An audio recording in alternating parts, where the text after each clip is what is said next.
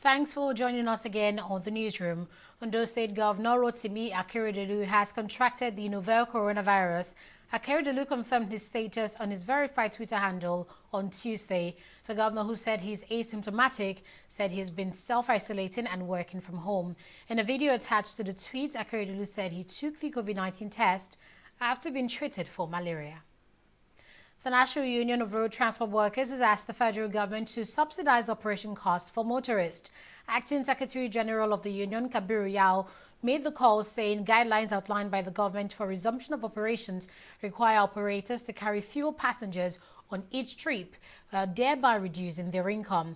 According to him, drivers will now carry only 9 or 10 passengers instead of the usual 18. Yao stressed that if the government fails to subsidize the cost of operation, the union might be forced to increase the transport fares. The federal government on Monday lifted the ban on interstate travel, restricting it to after curfew hours.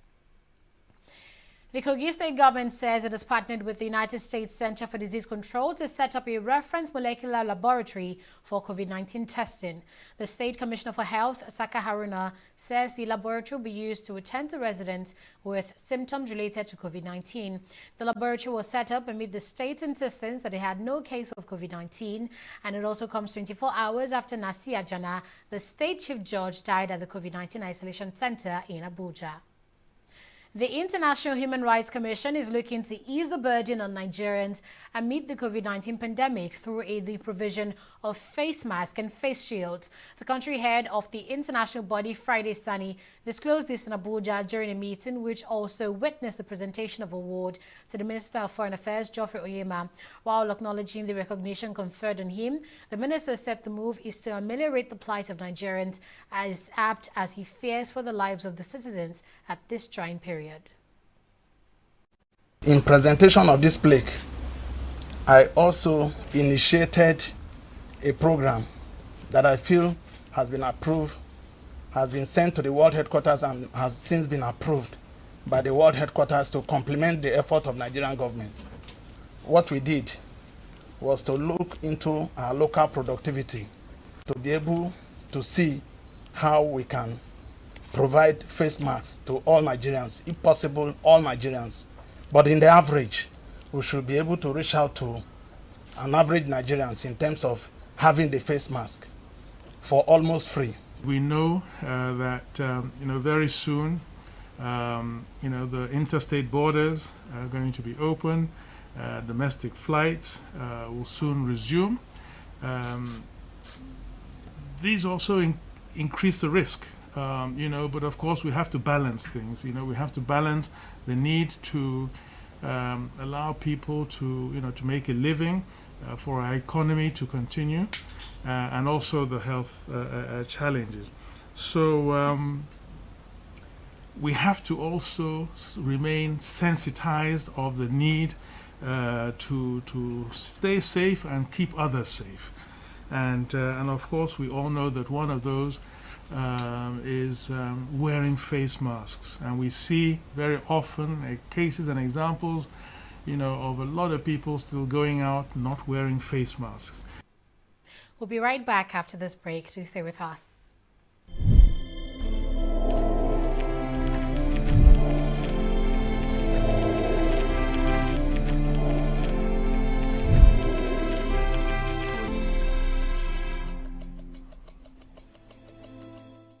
In the last 3 years, we have built a multi-purpose center, which is the envy of all in our constituency.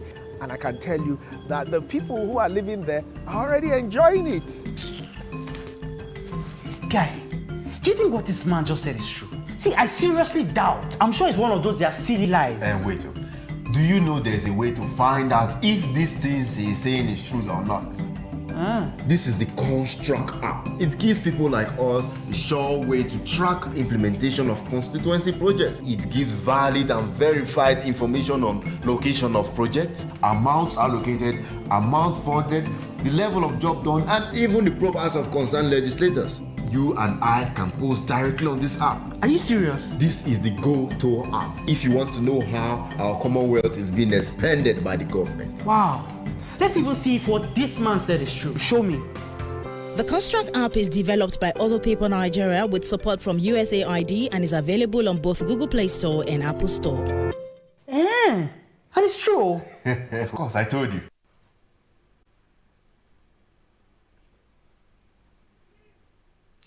Nigeria's Minister of State for Labour, Employment and Productivity, Festus Keyamo, has clashed with members of the National Assembly over the National Directorate of Employment Recruitment exercise. Trouble started when the Director General of the NDE, Nasiru Ladan, could not defend the 52 billion naira budgeted for the recruitment of 774,000 Nigerians under the NDE. Keyamo on his part told the lawmakers that his ministry was asked to supervise the recruitment by President Muhammadu Buhari, but the federal lawmakers disagreed with him. The minister had earlier accused unnamed politicians of harassing him over the public works program meant to create 774,000 unskilled jobs. Another member of the All Progressives Congress in Ondo State, Olushola Oke, has formally declared his intention to contest the forthcoming governorship election in the state. Today, Oke submitted his nomination and expression of interest forms at the National Secretariat of the party in Abuja. Speaking after submitting the forms, the APC member said bad leadership and anti-party activities made the party lose 2 senatorial seats in the 2019 elections. He will now face the state governor Rotimi Akeredolu and other aspirants in the July 20th primary election. The Ondo State governorship election will hold on October 10, 2020. The Court of Appeal sitting in Abuja has dismissed a suit filed by a former national chairman of the All Progressives Congress, Adams Oshiomhole, challenging his suspension from the party. A 3-man panel of judges presided over by Justice Uchechukwu Onyinmenam unanimously dismissed the appeal on Tuesday at the request of the former APC National Chairman. At the resumed hearing of the suits, the counsel representing the former chairman informed the court of his client's decision to withdraw the suit, which originally sought a stay of execution on the judgment of the court affirming his suspension. Oshiomhole had approached the court seeking to challenge his suspension from the party by officials of his ward in Edo State. Troops of Operation Gamma Aiki have arrested 2 foreigners during airstrikes to disrupt armed bandits' castle rustling operations in Mariga local government area of Niger State. In a press statement released on Tuesday, Coordinator Defense Media Operations Major General John Enenche said the successful air operations were conducted on the night of June 28th and in the early hours of June 29th, 2020. He said the operation was conducted based on credible intelligence reports indicating that some armed bandits in black attire were seen on the move with a large number of rustled cattle in the area.